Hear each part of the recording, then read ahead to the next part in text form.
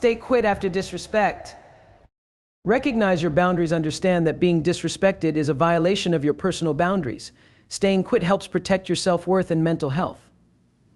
Prioritize self-respect. By staying quit, you're reinforcing your self-respect. You demonstrate to yourself and others that you won't tolerate mistreatment. Avoid toxic cycles. Disrespect often leads to unhealthy dynamics. Staying quit prevents you from re-entering a toxic environment that can drain your emotional energy. Focus on healing after experiencing disrespect. It's essential to focus on your personal growth and emotional healing. Staying away gives you the space to recover. Establish new standards. Staying quit helps you set new, higher standards for how you want to be treated in the future, empowering you to attract healthier relationships and environments. When someone disrespects you, it's important to take a step back and recognize your boundaries. Boundaries are the personal limits you set for yourself to protect your emotional well-being, self-respect, and mental health. These boundaries serve as an internal guide for how you expect to be treated by others.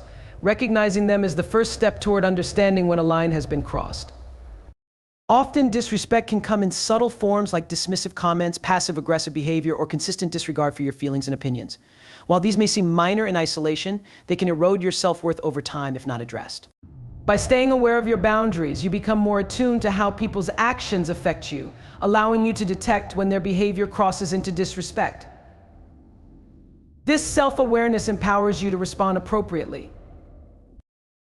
It's also essential to reflect on why those boundaries are important to you. They may stem from past experiences where you felt mistreated or undervalued, or from a desire to cultivate healthy, respectful relationships. Whatever the reason, honoring these boundaries affirms your self-respect and communicates to others that you won't tolerate being disrespected. Recognizing your boundaries doesn't mean you have to confront the person immediately or react in anger. It's about internal acknowledgement, realizing that something has crossed the line and that you have the right to step back. By maintaining this awareness, you protect yourself from accepting behavior that diminishes your worth, and you create space for more respectful interactions in your life. Staying quit after disrespect is a way to honor these boundaries and ensure that you're only engaging with individuals who treat you with the respect and kindness you deserve. In the face of disrespect, prioritizing self-respect becomes crucial. Self-respect is the foundation of how you perceive yourself and, in turn, how you allow others to treat you. When someone disrespects you, it's easy to internalize their negative actions or words and start questioning your own worth. However, when you make a conscious choice to prioritize your self-respect, you shift the focus away from the harmful behavior of others and instead focus on preserving your dignity and sense of self. Prioritizing self-respect means valuing your own feelings, needs, and boundaries over the desire to be accepted or liked by others. Often, people tolerate disrespect because they fear rejection or conflict, or they hope that the disrespectful person will change. But by prioritizing your self-respect, you acknowledge that your well-being and peace of mind are more important than maintaining relationships that are harmful. You recognize that no relationship or situation is worth compromising your self-worth. When you prioritize self-respect, you also refuse to let the disrespect define you. Disrespectful behavior is often a reflection of the other person's issues, whether it's insecurity, immaturity, or a lack of empathy. By choosing self-respect, you distance yourself from their negativity and reclaim your power. You tell yourself, consciously or subconsciously, that you deserve better, and you commit to upholding that standard in your life. Furthermore, prioritizing self-respect isn't just about walking away from disrespectful situations, it's about cultivating a mindset where you constantly affirm your value. This can take many forms, from engaging in positive self-talk to surrounding yourself with people who uplift you rather than those who tear you down. It's about making decisions that reflect the value you place on yourself, whether that's in your personal relationships, career, or everyday interactions. Avoiding toxic cycles is essential for maintaining your emotional and mental well-being, especially after experiencing disrespect. Toxic cycles can be deceptive because they often start small, with minor instances of mistreatment or disregard that might be easy to overlook or justify. Over time, however, these patterns of behavior can escalate and become entrenched, creating a harmful dynamic that can be difficult to break free from. At the heart of a toxic cycle is often a push and pull dynamic where moments of disrespect or mistreatment are followed by periods of apology, temporary change, or even affection. This intermittent reinforcement can make it hard to leave the situation because you start hoping that the disrespect will end and the positive moments will become more frequent.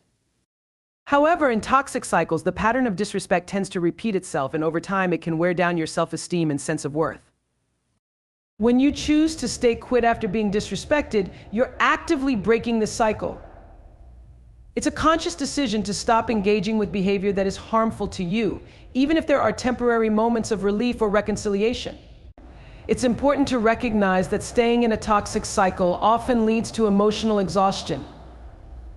The longer you remain in such an environment, the more you might feel drained, anxious, or even numb to the behavior, which can make it even harder to see the situation for what it truly is. Additionally, toxic cycles often involve an imbalance of power, where the person who disrespects you might use manipulation, guilt, or emotional blackmail to keep you from leaving. They might downplay their actions, shift the blame onto you, or promise to change without following through. By choosing to stay away, you're protecting yourself from this manipulation and ensuring that you're not being pulled back into a situation where your needs and feelings are consistently ignored or undermined. Focusing on healing after experiencing disrespect is one of the most important steps you can take for your emotional and mental well-being. Disrespect, whether it comes from someone close to you or in a more casual context, can have a deep and lasting impact. It can leave you feeling devalued, hurt, and confused, particularly if the disrespect was unexpected or came from someone you trusted. Healing is about giving yourself the time, space, and support necessary to process these emotions and rebuild your sense of self-worth. Healing often begins with acknowledging the pain or discomfort caused by the disrespect. Many people try to minimize or brush off their feelings, thinking they should just move on or let it go. However, ignoring or suppressing your emotions can delay the healing process. It's important to allow yourself to feel what you're feeling without judgment. This might include sadness, anger, frustration, or even betrayal. These emotions are natural and valid responses to being treated poorly. Once you've acknowledged your feelings, the next step in healing is understanding that the disrespect was not a reflection of your value as a person. Often people internalize disrespect and start to question their worth, wondering if they somehow deserved it or did something to provoke it.